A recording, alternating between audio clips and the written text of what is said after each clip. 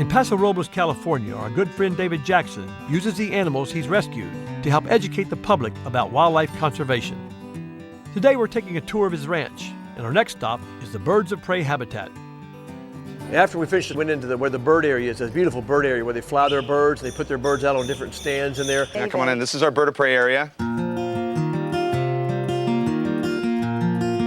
So all these birds, they live in their mews obviously, but they also need to be out in the weather. So we have what are called weathering areas, weathering yards, which is this area out here, where all the birds get staked out. They put on perches, and they have a little pool that they can bathe in, and they have a grass area. The one bird he showed us was the Peregrine Falcon. And the Peregrine Falcon is the fastest animal in the world. They clocked it over 220 miles an hour. That looks like a peregrine, is that right? It is, that's a Peregrine Falcon. Very, very lucky for you to see a Peregrine Falcon. We were down to less than 40 pair in the United States of America. They were almost extinct. And their eyesight is incredible. It's based on movement. So what they're looking for is they're looking for anything that moves. So if you notice prey animals like squirrels and rabbits, they dart and they stop. And they sit there and they dart and they stop because they know the predators are watching for movement. So from thousands of feet in the sky, these guys can see the eyelashes of a mouse flickering. Yeah. Really? Yes, that's how acute their eyesight is. So it's based on movement. David Jackson is a master falconer. Now, that takes years and years of work to get your masters in falconry. And my understanding is now these birds are coming back because they're adapting to skyscrapers, Chicago, Columbus, Ohio, New York City, LA, am I right? Yeah, and there's webcams like from Cincinnati and stuff that you can see these animals that are up on the sides of big buildings, making a nest, setting up shop, learning how to live off of us. Live off the pigeons? Yeah, sky rats, we call them. What else is in here? We've got lots of birds in here. Right behind you is a great horned owl. This is Echo. I was really excited. I got to see my buddy Echo, great horned owl. I had Echo on several national shows before. And this is a very, very important animal for urban areas and the cities, just like you're saying. We push out most of the predators, but we have lots of prey animals, lots of pests, you know, rats and pigeons and things like that. So the birds of prey have learned to live with us and have figured out that we actually are good to live around because we gather so many pests in our areas. He was actually in a bird show at a theme park. And then the bird show got shut down and we ended up with him. And so now he flies in our shows with the kids. In fact, I'm going to do something with you later. I'm going to have him fly to you. Echo flies to your head. It's amazing to watch. I've seen him fly across audiences on national TV. I've seen him fly across 2,000 people in one of my speeches. Does it look goofy?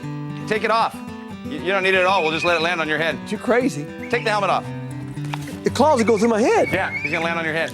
So I said, no, I don't need a helmet. You can just land on my head. It was not a wise decision because you had claw marks everywhere. It hurt my head. Oh, it's like, Oh, Jack, that's great. Sue, you want to get that thing off my head, please? I should have put the helmet on because the talons are very, very powerful. And that's how the owl makes its kill usually, not with the beak. With those talons, getting its prey, its rat or its mice or whatever it might be. Echo! Oh, right in the forehead. Well, I was lucky because Jack had Echo fly to me as well, and it was very exciting, but I was fortunate. I had the helmet on my head. David, I love it because we're actually eye to eye. Yeah, now what's cool is try if you can to be totally quiet and try to hear him flap his wings. You won't be able to on the way by. Okay, ready? Whoa. You're right, it is totally silent. Jeez, oh man. When that owl is coming towards you, you cannot hear a thing. So you can see how they're totally effective when they're getting their prey. The owl is called the bird of silent flight. It's just mostly feathers and hollow bone. That owl you saw flying to me didn't even weigh 16 ounces. Go ahead, Sue, look at the top of my head.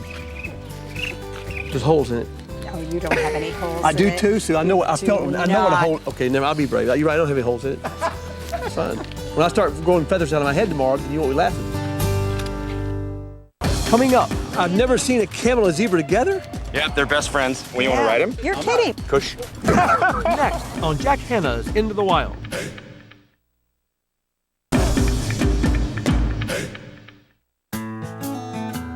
Our good friend David Jackson runs a beautiful animal rescue center from his ranch in Paso Robles, California. Today we're seeing firsthand the passion he has in caring for these beautiful animals. And now we're going to help him out with his other great passion, teaching kids about wildlife conservation. Sue and I really had a fun time going with David to his son's school. This is the most unusual dog I've ever seen. And you can see the work involved of packing the animals in the trucks, making sure they're safe, unloading the animals at the school, watching the kids go crazy and everybody wants to touch something, but obviously they can't. Grab the snake, let's go. Oh, this has to be a big snake, David. Yep. It's right here. And the kids had all their little masks on. Remember that? Oh, it's so cute. You guys have a We've got surprise for Jack. snake. If you want to, pull him out now. Show Jack your surprise. And we've got an elephant. Oh, get out of here. I didn't know that. Oh, Sue. Just to be able to look at them all and then figure out which animal they're supposed to be. I'm a wolf. I knew that. Oh, you're an elephant. Ah, good one. Thank you all so much for doing this. Give me a round of applause, Sue. These are, what are they? Chinchillas. Want to see how they keep their fur so soft? David, not only is he unbelievable with taking care of animals and has this incredible rapport with animals, he has the same rapport with kids and with people. This is a South African bullfrog. He's not even full grown. All right, your turn. Tell me adaptations for survival this guy has. Camouflage, different kind of camouflage than that snake though. This frog has what's called counter shading. And I'll tell you, I was totally captivated by the whole presentation. You guys all recycle? Yeah. Do you recycle your aluminum cans? Yeah. Yeah? Do you recycle them always? I'll give you a reason to. Right now, what we have to do is we have to go out to where those guys live, dig up their home, destroy their homes. We have enough aluminum right now that we would never have to go look for any more if we just recycled what we have. Every time that you throw an aluminum can away, you're wasting 3 hours of electricity. All right, give yourselves a round of applause. You guys are absolutely awesome. After sitting in on David's class, we're headed back to his ranch to meet up with one last animal.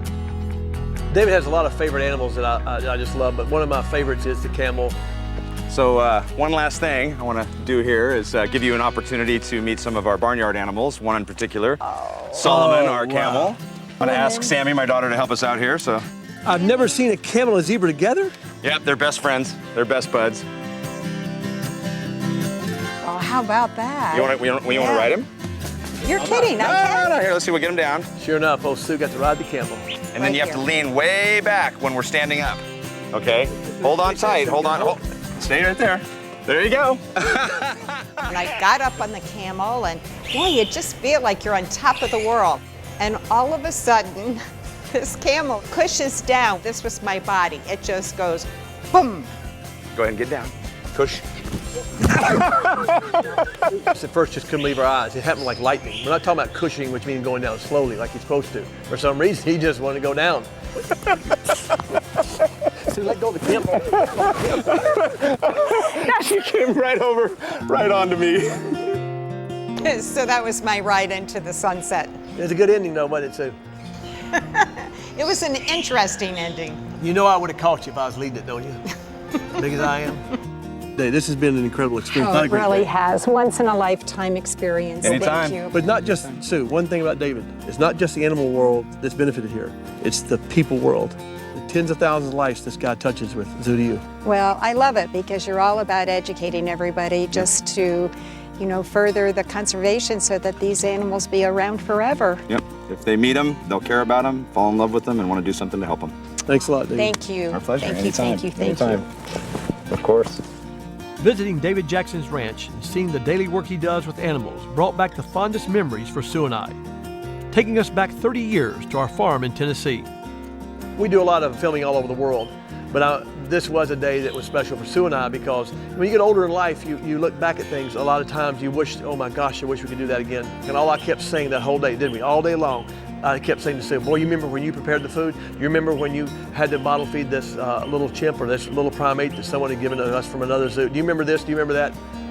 It just was, it was like reliving our lives. And just as our TV shows have reached out to talk about wildlife conservation, the hard work David does with his Zoo to You program is teaching people across the country to truly love animals and to help make a difference through conservation.